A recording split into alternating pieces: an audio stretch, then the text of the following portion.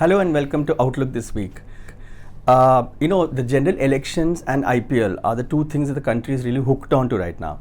And as you know, we've been covering the elections in the last few weeks, so we thought we'll take a break this time. And it is not exactly an IPL cover, it is related to IPL. It's about these fantasy cricket games that the whole country seems to be playing. Jyotika, our senior correspondent, has done the story. Jyotika, if you could please explain to our readers to begin with, what exactly is the game? How is it played? Why are so many people completely addicted to it? See, fantasy cricket is a kind of online game where you create a virtual team and then you place a bet. I mean, it can be a money bet or it can be just a free to play kind of thing, and after that, based on the point systems which your virtual team gets and the performance of real players, you get a score and then you get a ranking based on which winners are chosen by the platforms like Dream11, Ball and others, Hala Play and all. Okay. So this virtual gaming is becoming a frenzy in India.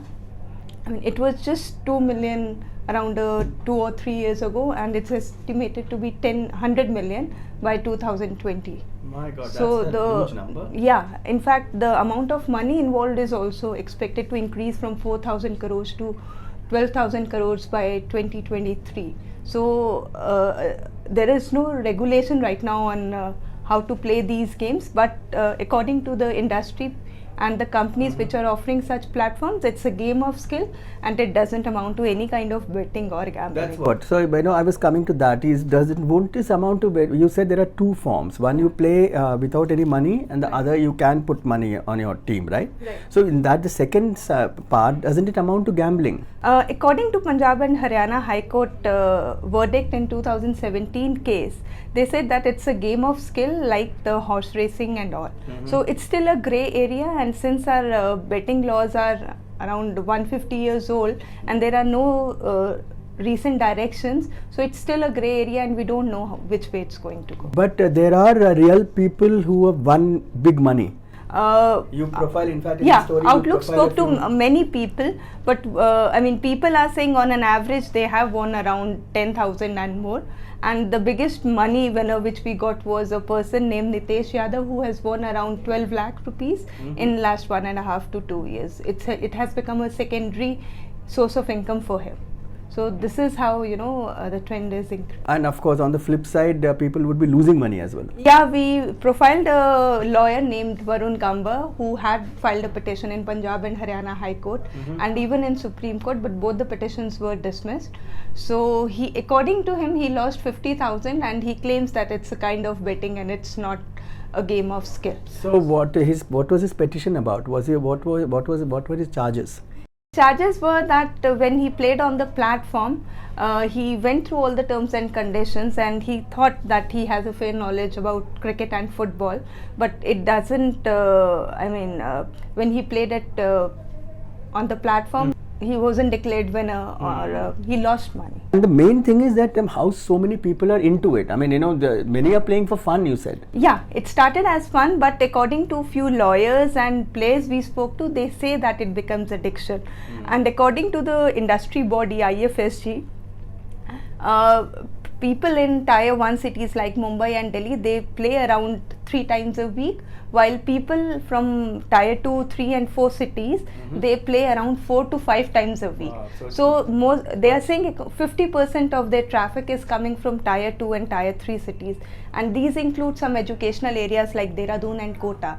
So we can presume that maybe there are kids also who are playing it from these educational hubs also. That's incredible. I think it's a great trend to catch and to explain what this actually means, and that's a really in-depth analytical story.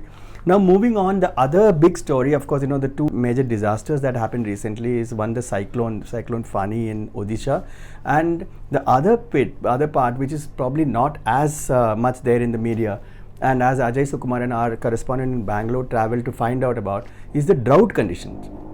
Ajay, I'm told Maharashtra one knew. There have been stories in the Vidarbha area, etc. But one didn't really know the extent to which people are struggling for water in Karnataka. If you could share a few of your experiences when you traveled there? Yeah, but to start off, I think it's not well known probably, but Karnataka has the most or the highest area of rain-fed land or after Rajasthan in the country. Okay. So, and you have these peculiar situations. Like last year, when the south west monsoon started, about 45 taluks were initially, in the initial few months, they were declared flood hit. But just 100 kilometers or so, there was, there was a water scarcity, and many of those taluks later were declared drought hit. So you had them both in the same season. By June to August, you had both flood and drought. And this has been there. This has been the case for a long time now. Why hasn't, government after government, they have not been able to address this? Like we've gone to Chitradurga. By sheer location, it is a place. It's in the eastern part of Karnataka, right in the central part, and bordering Andhra, and so that is a drought-prone area because it's people. When you speak to people, people tell you out of in the last 100 years, maybe 80 of them were drought years. So that's the kind of thing that people would generally tell you, locals would tell you. What would be the way out, you think? Has anybody tried other, of bringing water in, drip irrigation, other technological advancements in this area? Well, they've when you speak to farmers, they only tell you one thing: we need to make sure the tanks have water. So, well, that is a fact, but unless it rains, of course there are plans also. Chitradurga is among those districts that it has just one reservoir which supplies water, and it's a very old one. I think the first reservoir in Karnataka, Vanivilas Sagar, was built in Chitradurga, and now there have been plans to draw water from the Bhadra, Upper Bhadra projects, it's called, so that there's water made available. These plans are on, so people are waiting and seeing, that things could help. And in the areas you travel, you also point out that it's not only farmers and agriculture, for water for agriculture, even for households, little towns.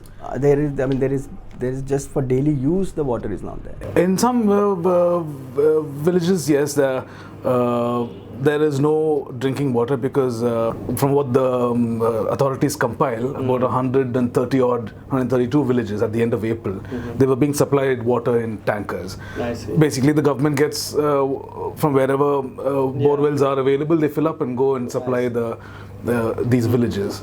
So it must be mentioned in a couple of villages that I went to. There were these RO drinking water plants, little booths. So they were working. People were telling me that it was working.